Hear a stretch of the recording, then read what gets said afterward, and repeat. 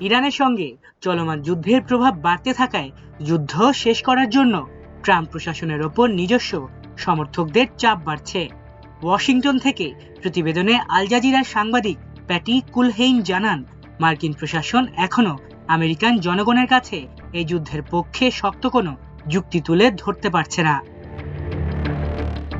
যুক্তরাষ্ট্রের প্রতিরক্ষা মন্ত্রী পিট হেগসেথ বলেছেন, ইরাক যুদ্ধে ইরানের তৈরি উন্নত বিস্ফোরক ডিভাইস ছিল, যার কারণে অনেক মার্কিন সেনা আহত হয়েছিল, যার কারণেই এই অভিযান।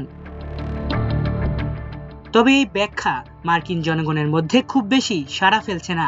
এখন সবচেয়ে বড় প্রশ্ন হয়ে দাঁড়িয়েছে, এই যুদ্ধ কতদিন চলবে। প্রতিবেদনে বলা হয়, অতীতে যুক্তরাষ্ট্র যে 7টি দেশে বোমা হামলা চালিয়েছে সেগুলোর বেশিরভাগ ক্ষেত্রেই সাধারণ মার্কিন নাগরিকদের ওপর সরাসরি তেমন প্রভাব পড়েনি। কিন্তু এবার পরিস্থিতি ভিন্ন। যুদ্ধের কারণে জ্বালানির দাম দ্রুত বাড়ছে, যা সরাসরি প্রভাব ফেলছে সাধারণ মানুষের জীবনে।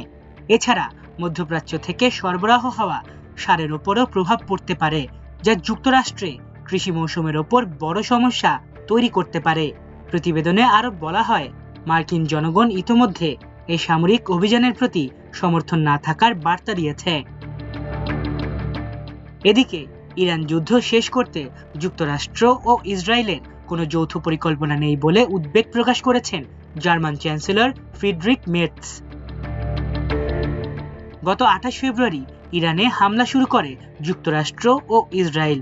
জবাবে ইসরায়েলে এবং মধ্যপ্রাচ্যের বিভিন্ন দেশে মার্কিন ঘাঁটি ও স্বার্থ সংশ্লিষ্ট স্থাপনায় পাল্টা হামলা চালিয়ে যাচ্ছে ইরান।